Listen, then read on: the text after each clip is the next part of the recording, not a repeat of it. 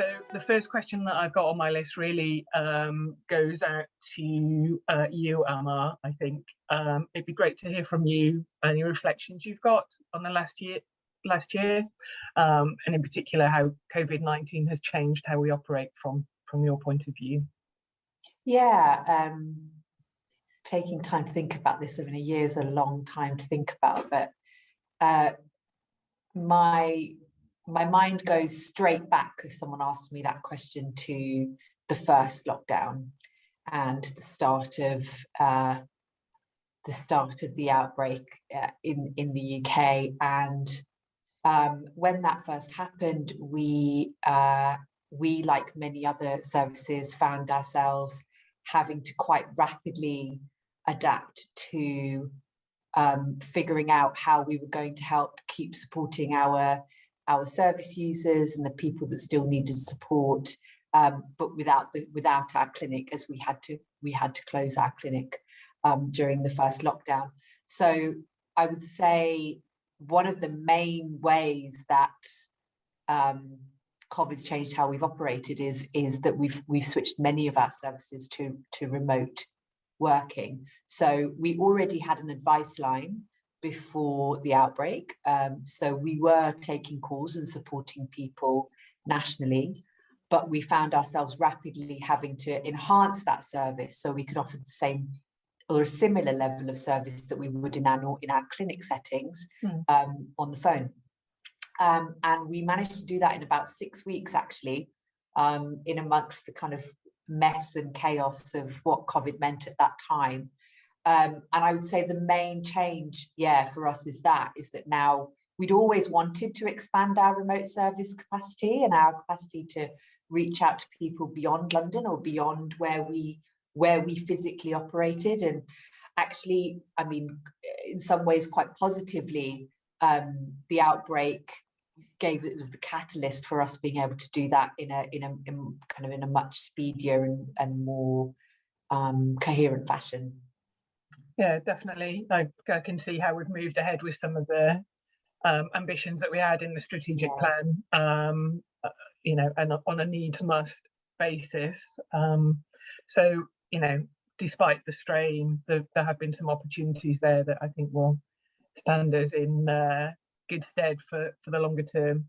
And coming to you, Durga, obviously, if you've got any additional reflections on that in terms of how our operations have changed, but also what we've learned really in the last 12 months in operating in this new way. Sure. So obviously the mobile and outreach service has also really changed. I guess in title, first of all, we were a mobile clinic service only pre-pandemic, and we became an outreach service as well as a result of the pandemic. And that was due to the challenge of wanting to keep service users safe, as well as staff and volunteers who were taking part in that, which meant to start with at the beginning of the pandemic, we were unable to continue using our mobile clinic, which was a real shame because we were obviously using that to try to offer health advocacy and health services to groups who were finding it particularly difficult to access services. So by going to them, we were trying to improve that access. But we had to make that difficult decision to stop using the van because it felt initially to be an unsafe environment. But what it allowed us to do was then to adapt our services as we still felt we wanted to reach those groups. And this is where outreach developed, providing street outreach for those experiencing homelessness, and then in-reach into accommodation for those experiencing homelessness, as well as asylum seekers, and street outreach also for travellers as well. So I think what we've learned is how to adapt quickly, and I think a lot of that has come from our ongoing goal of continuing to try to provide improved access of healthcare to those who are most marginalised. So we've learned how to develop these projects very quickly, and I think each time we've developed each project, it's become easier and easier to do as we've learned from each one how to develop them. I think we've also learnt more about these marginalised groups that we're supporting, because I think they're we're discovering more barriers that they have to accessing healthcare, because the climate of accessing healthcare has changed so much through the pandemic. So we've learned more about our service users, which I hope has allowed us to shape our services even better to support them. Yeah, that's great. And I recognise that the speed with which the team adapted the services was incredible, because we hadn't planned for that. I mean, who could have? I think because we've got such a great flexible team, and because we had support from donors and from partner organisations and so on, then we were able to turn things around quite quickly. In 6 weeks, that was a blur. I remember that at the beginning. It was it was very much a blur, but a great thing to have been able to do. And Amar, I was wondering if you've got any reflections on top of that in terms of what we've learned, but also what the pandemic has meant for, and change in our services has meant for, our clients or service users.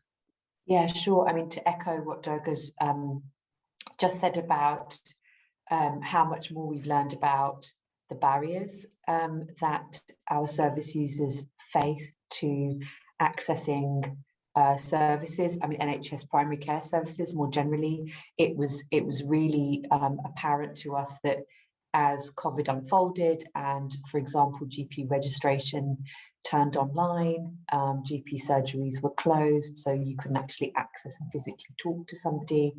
Phone lines, the only way really was to get in touch by phone or by email. That in itself proves such a big barrier to some of the people that we work with.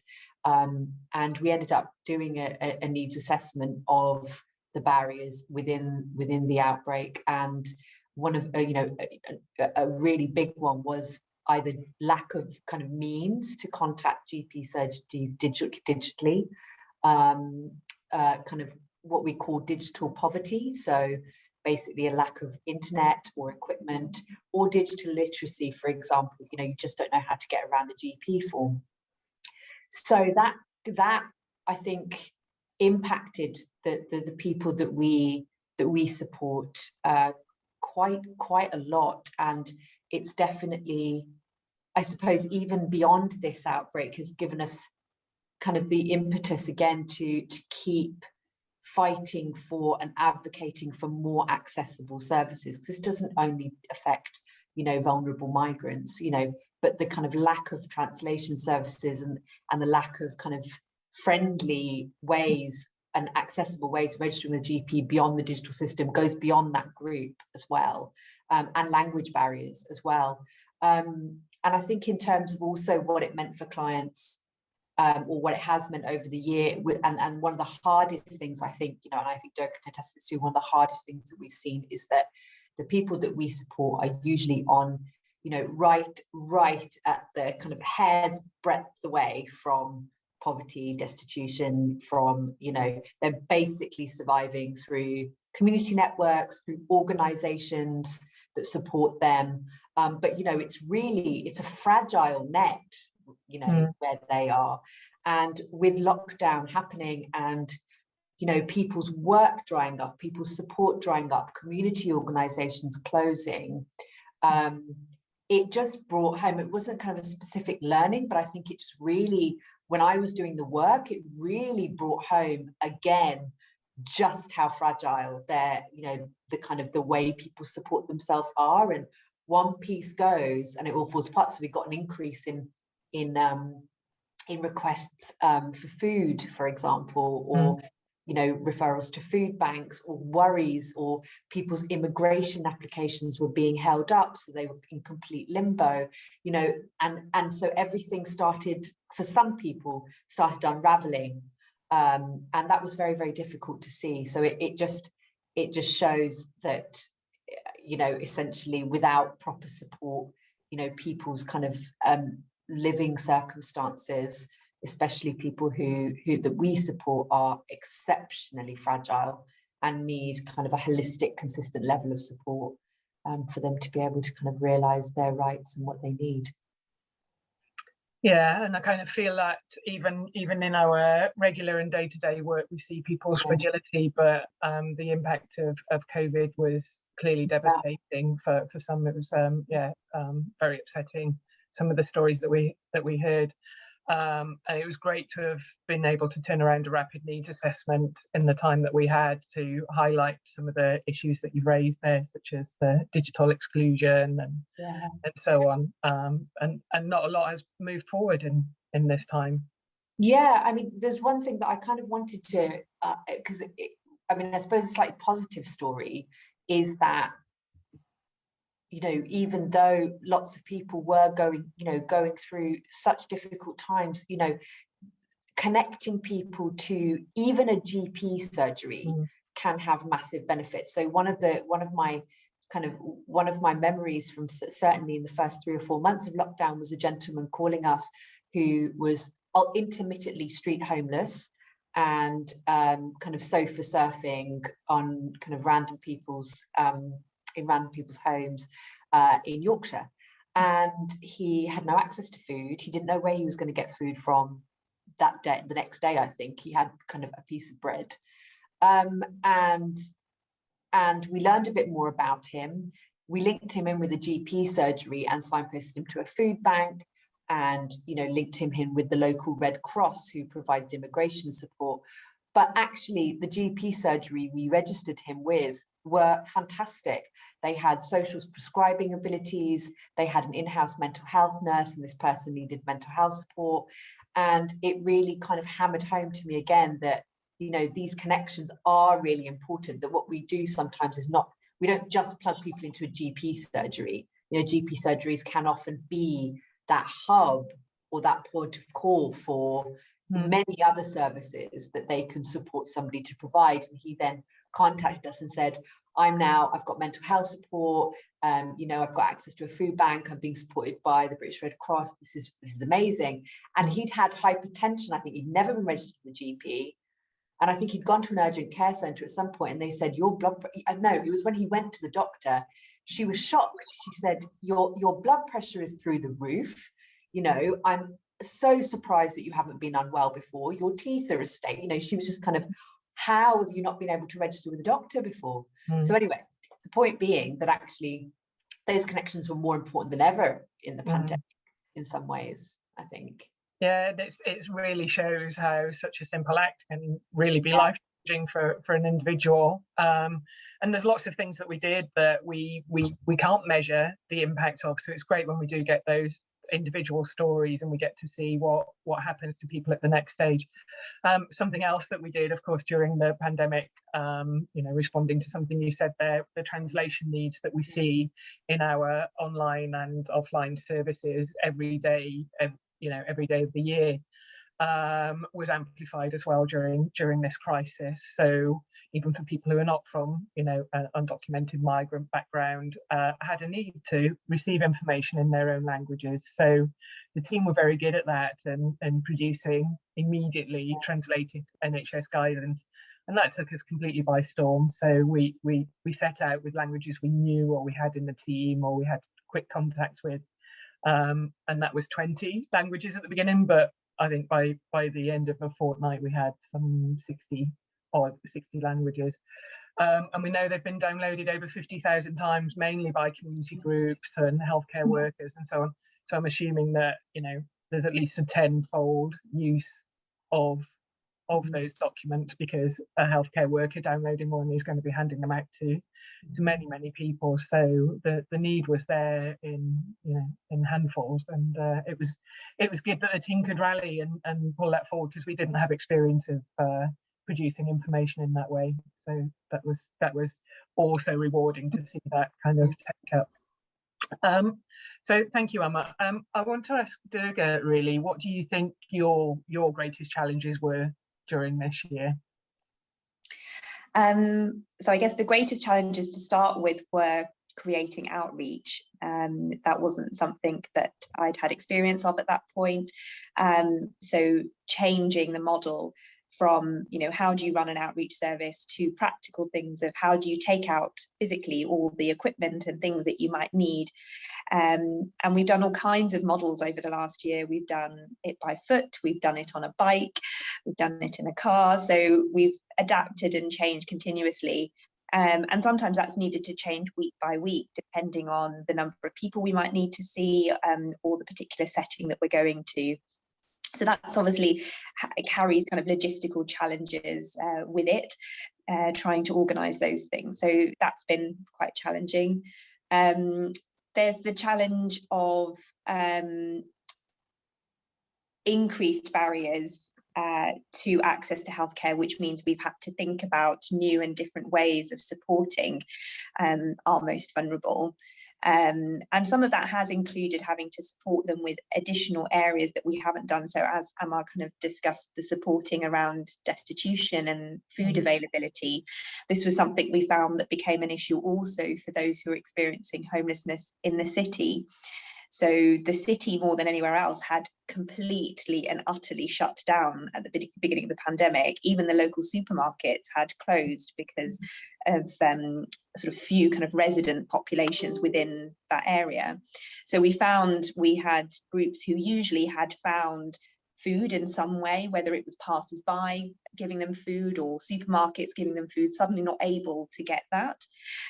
So we felt a responsibility to help to support that, and that was done through collaborative work with other local charities, the local authority, and outreach teams, kind of sourcing food and using our time on outreach to deliver that food in addition to providing healthcare.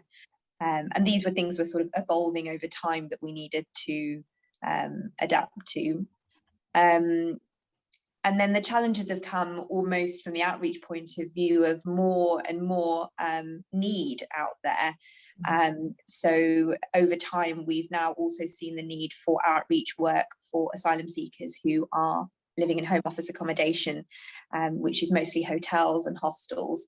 And these are large accommodation sites. The first hotel that we went into, I think, had about 520 residents in it, and these are all individuals requiring support with GP registration, as most of them had not been in the country for very long. So then we found outreach really expanding. We are a very small team, there aren't many of us, and so then trying to provide a service for that many people, and the challenge of providing a good quality service and giving each of those service users the time that they need to speak to us, both about what they need from a healthcare point of view, but also for some of them to talk about the experiences that they've had.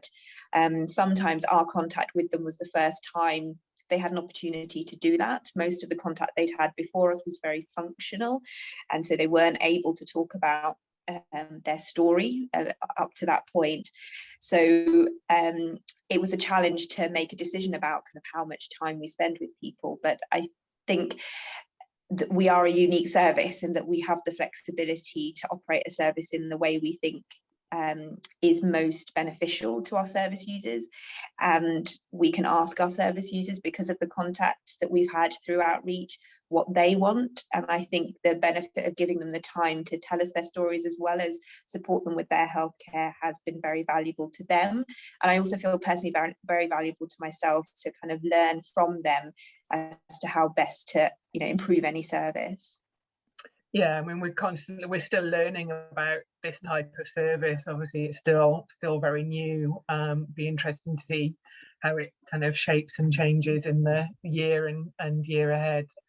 Yeah, I guess the same question to Amar, really, about the challenges that you feel you've had to face. Yeah, absolutely. I think my mind probably turns to, and there's nothing much we could have done about this, but I think we tried our best, was just the lack of face-to-face services outside of outreach. So, and I'm so glad that we were able to adapt our outreach services to really kind of go out to the people that kind of need us most. I'm just kind of reflecting back to our advice line and our remote services, is that one of the challenges I think we've encountered is that, you know, remote services, I don't want to be too negative, but, you know, I think our remote services are amazing, and the fact that people manage to get to speak to a doctor when they've never accessed healthcare before, you know, on the phone for a good amount of time, to enable them to really talk about how they are is amazing. What we found difficult, which I think any health service would, is kind of getting under the skin of their social situation. So, for example, you know, we know that domestic abuse increased in lockdown across the UK. You know, we know that child poverty increased, and we are very, very, very acutely aware of those things, and that, you know, these statistics don't exclude the people that we serve. It's just that bit harder over the phone to build that relationship and, you know, understand and ask the right questions without actually kind of eyeballing somebody and building up that trust. You know, when people come to our clinics, we take a lot of time to build up the trust, and we're doing the same on the phone.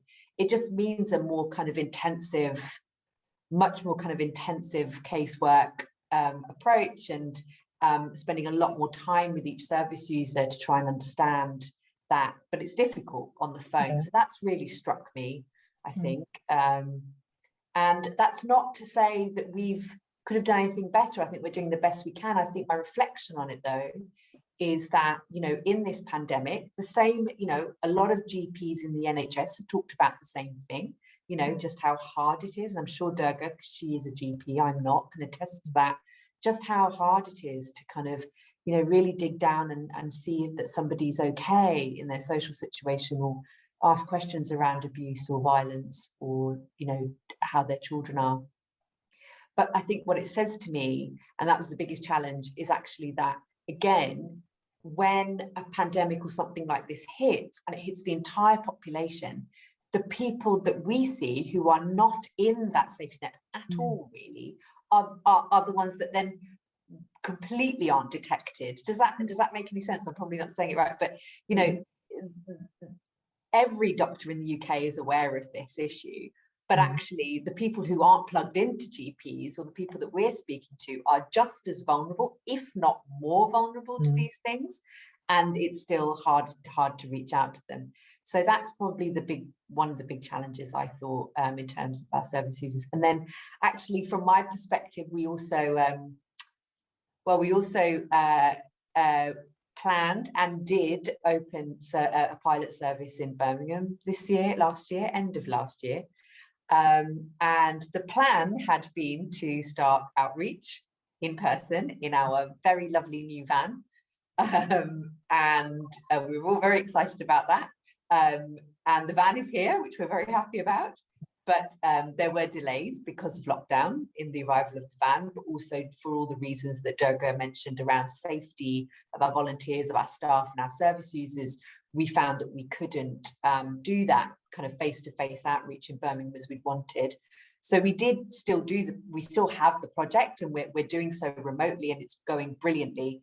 But it was a challenge because, you know, we were so excited at the top of last year to kind of get out and get in our van and drive around Birmingham and establish our presence there. So, you know, but positively, that, you know, that looks like it's going to be able to happen again with enough support. So it's just delayed, but it was a challenge.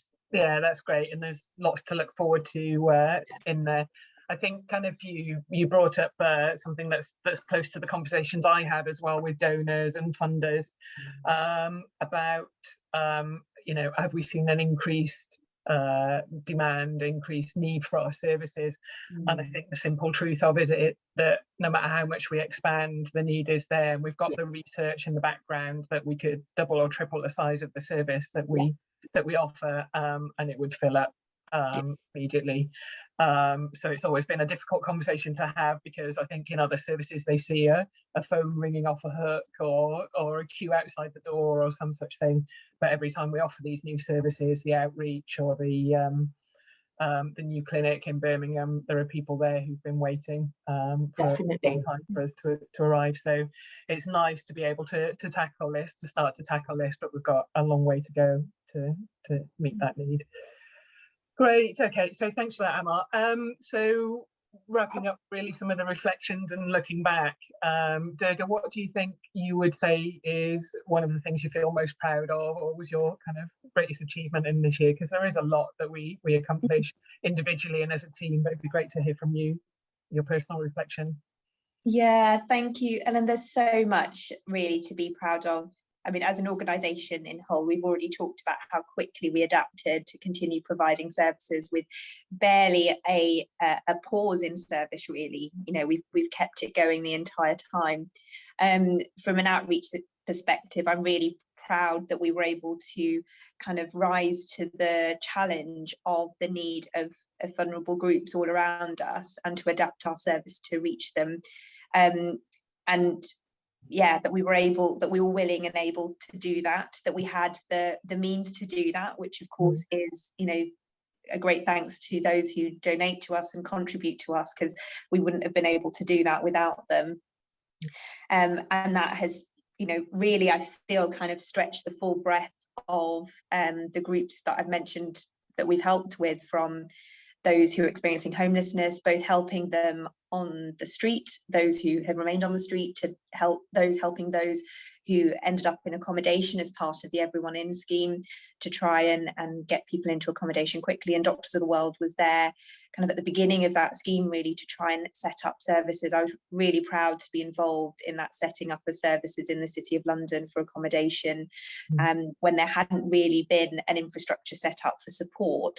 And you know, initially the priority was to get everybody inside as quickly as possible, so they were as safe as possible, but we were able to kind of help with the provision of services. I'm very proud of the work particularly we've done in the city. We now have been providing outreach to those experiencing homelessness for a year and a half, and we've built up some important relationships with particular service users. And a lot of the service users we see in the city are individuals who've been experiencing homelessness for years and years, and as a result find it very difficult to understand or appreciate or feel able to accept offers of help or the experience of what it might be like to come inside. But we've had two particular clients over the last 2 years who have successfully come inside for the first time in years, and that is work from multiple organisations that we work with. That's with the St Mungo's and Thames Reach outreach teams and the RAMP mental health support teams that go in as well. But I do feel that we were able to contribute from a health perspective to talk to those service users about the benefits of them coming inside as well. So I'm very proud of that. Yeah, you should be. It was a fantastic piece of work, and yeah, the learnings for us as an organisation on the back of that as well are cannot be overestimated. And just to make such a radical impact on people's life is yeah, very, very touching. So thank you for sharing that, and yeah, well done, and thank you for all of the work in that area. Amar, same question to you, I guess. You know, you shared one story there, but maybe you had another. Oh, this is the fun question. Mm-hmm. Be proud of. I suppose I can't overstate when I think about what my proudest moment is the team pulling together to adapt. I mean, it was enormously stressful in March and April of May and last year. And I think it was about 6 of us at the time, right, Durga, at that point? Yeah. You know, really felt it, but were really determined to adapt, but also not let, you know, kind of perfection be the enemy of the good. And, you know, we just kind of charged forth and learned as we went. And I still look back and I feel so proud to have been part of such a dedicated and committed team. Like, we didn't kind of stop and think, you know, we were just kind of like, right, now we will do it this way, and this is how it will work, and these are all the needs. I think as part of that, responding to the emerging needs of our service users. So, like we've talked about with destitution, you know, quite quickly we identified that was going to be an issue, and we put kind of more in-depth support and guidance in place to support people to connect to mutual aid groups, to COVID-19 groups, to councils, to identify people that were extremely vulnerable, who wouldn't have been identified because they weren't registered with a GP and should be shielding. And we realised very quickly that was something that we were going to have to do alongside supporting people to register with GPs. And I'm really proud that that we did that and we responded so quickly to that. And I think I'm also really proud of some of our volunteers as well. I remember, you know, as soon as the pandemic hit and lockdown hit, some of our volunteers kind of emailed us straight away and said, what can we do? We know the clinic's closed, but what can we do? And it was such a wonderful, it was very emotional, like this very, it was a wonderful thing. We'd started doing remote services, and suddenly, you know, a few weeks later, up pop our volunteers on Zoom or Teams or whatever we were using, you know, doing the amazing work that they do day in, day out. And it almost felt like we could breathe a little bit. It felt like, oh, right, yeah, they're back. We, you know, because our volunteers are so amazing, and you know, and some of them have been with us now. You know, we've got people that come for a range. There's some people who stay with us for a few weeks. Some people have been with us for a few years. But you know, we always feel we're always so much happier working when we have our volunteers around us working with us. So to be able to have done that and to enable opportunities for our volunteers to keep supporting our service users and do what they do best with us, I think I was very, very proud of that we were able to do that. Yeah, I think I could keep going, Ellen. I know. It's sparking lots of thoughts for me as well. You know, I kind of my overriding thought about the volunteers is we didn't know if we could ask people. We didn't know who'd be available, whether they had any time to give. You know, people have so many other pressing concerns at the time. So it is overwhelming when they kind of come knocking at the door, you know, sometimes before we've had the chance to ask, you know, and offer their time. And the team was great as well. You know, both of you reflect the spirit of the rest of the team, where we're office based most of the time. You know, if we're on outreach or at the clinic, then we have an office. We had members of staff who have been with us for 7 or 8 years. We had an apprentice who'd been with us for 4 weeks. You know, didn't yet know her own job or anything, but everybody just went at home and was so committed. You know, obviously everybody wanted to do their part in this pandemic and just kind of put their heads down and cracked on. And again, our supporters were with us 100% of the way, you know, kind of responding, giving comments of support, encouragement, which were shared with the team. And it drove us on. And to have the funding to be able to adapt the services as well was life-changing. If we hadn't had that flexibility, then I think we would have really struggled to produce a lot of the things that we've done in this last year. So we're making really good progress on time. It's amazing how it flies by. So I have got a load of more questions, but I'm going to jump now to a couple of questions that we've had in from people who have tuned in. So obviously thanks to those of you that have been able to join us today. Hopefully it's given you an informative lunch break, or people who can tune in later, then please continue to send comments and questions. You know, we'll try and engage with that. We had a question from Frank, probably for you, Durga. They were talking about Frank was talking about the Doctors of the World and Care for Calais and the work that's been done, the great work around Napier Barracks, but the arrangements for medical care are deplorable. So can you say something about what you're going to do to compel local providers, the CCG, White House Surgery and Thornbury Nursing Agency to comply with adequate practice, if you've got any thoughts on that?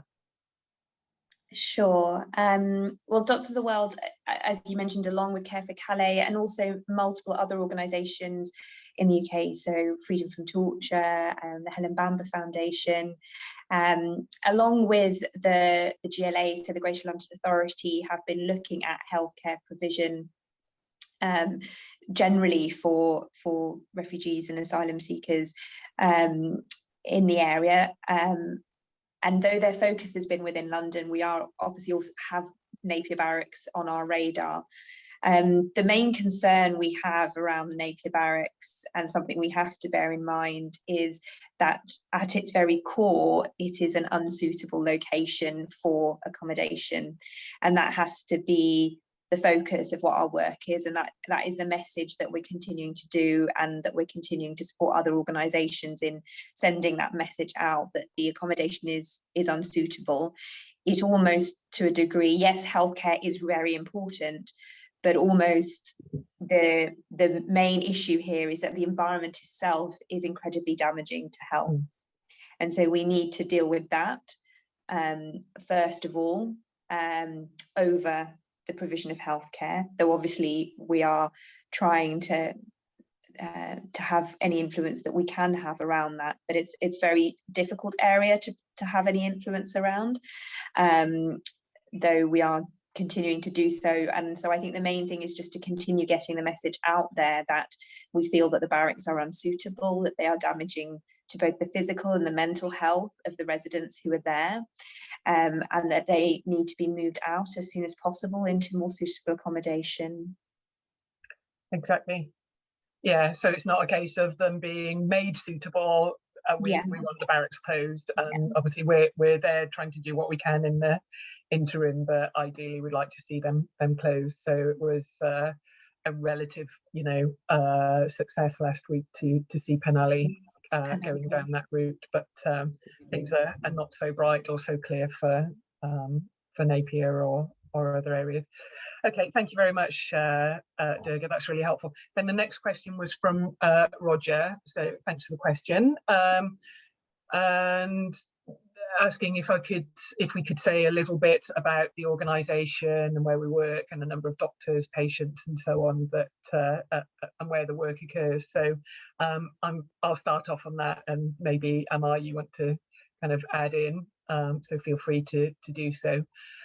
So we're in the UK, we're quite a small organisation. I think it surprises people, the small number of staff that we've got. So we've got 28 people on payroll, quite a lot of whom are part-time. So it's probably about 22 full-time equivalent. And we operate out of an office that is given to us rent-free by Canary Wharf. So very grateful to have a really nice space to work out of, and in a great location, and to not have to incur the costs on that.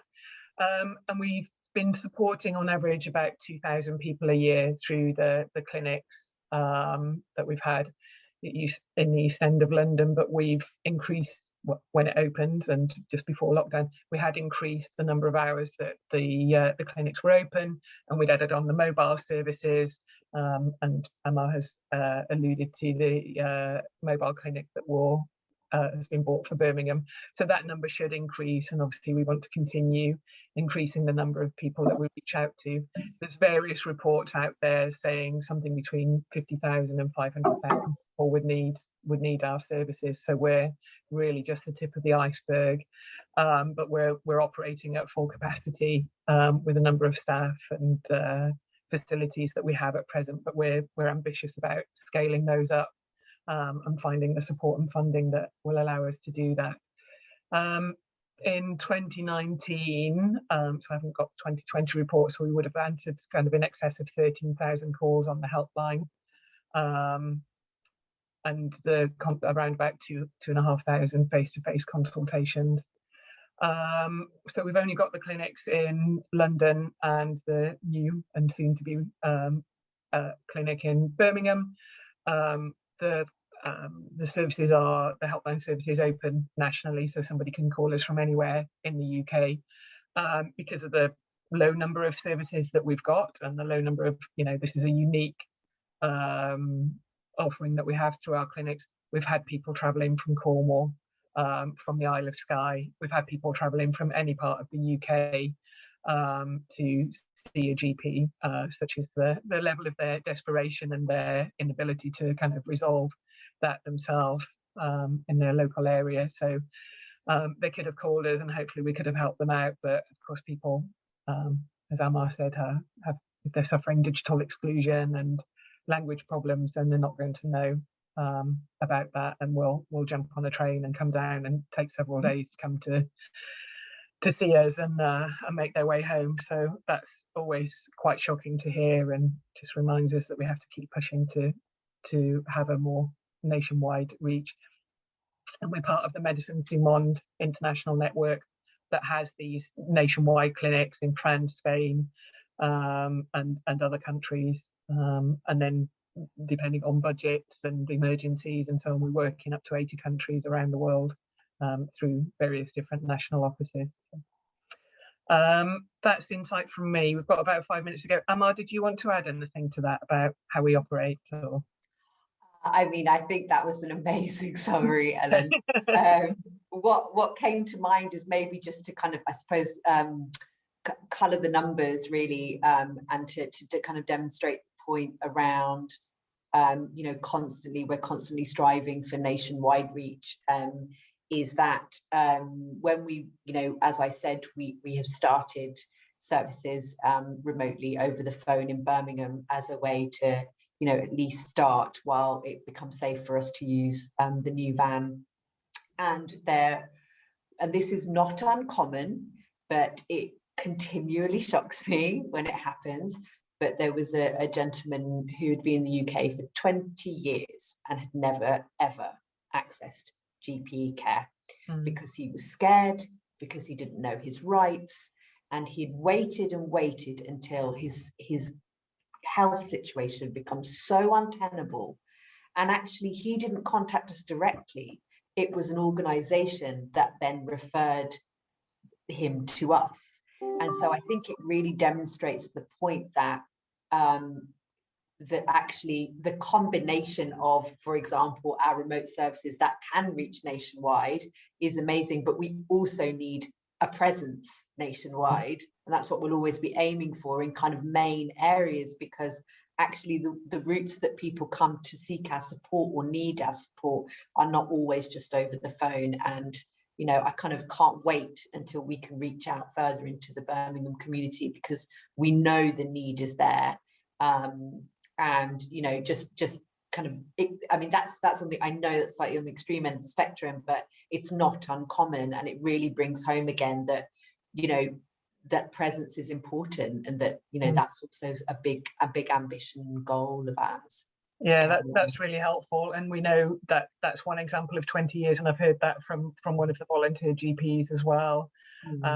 Averagely, we know people haven't seen a GP for 5.5 years before they come to our clinics. And of course, their pre-story, they won't have seen a GP perhaps for a year or a number of years before that, given the journeys that a lot of our clients will have made to arrive in the UK. We have literally kind of 30 seconds left, so I don't know, apart from myself, who can talk quick enough, but maybe 2 words on what you're looking forward to in the year ahead, starting with Durga and then Amar. So I think what I'm looking forward to ahead is not returning to the normal that was pre-pandemic. I am looking forward to a better future post-pandemic, having learned all the lessons from the pandemic, and continuing and improving the way that we support those who are most marginalised in our community.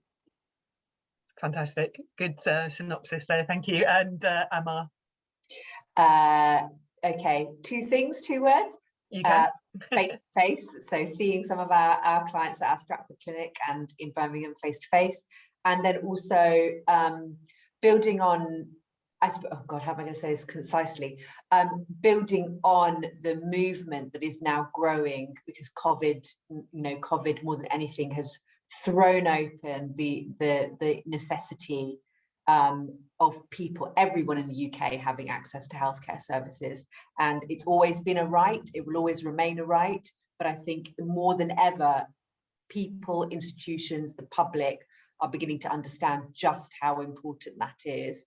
And I really look forward to us galvanizing on that momentum to push our agenda forward, kind of in all aspects, and really, you know, continuing to fight for people's rights to healthcare.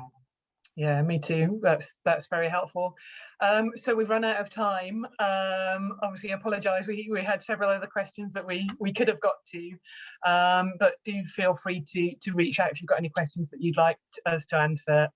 Be happy to engage with you. But thank you from the bottom of our hearts for all of your support over the last 12 months, whether it's been communicating with us, liking and sharing our messages, donating, volunteering, however you've helped. It's very, very much appreciated, and we've really felt comforted and supported by your presence. So do stay in touch, and thank you once again.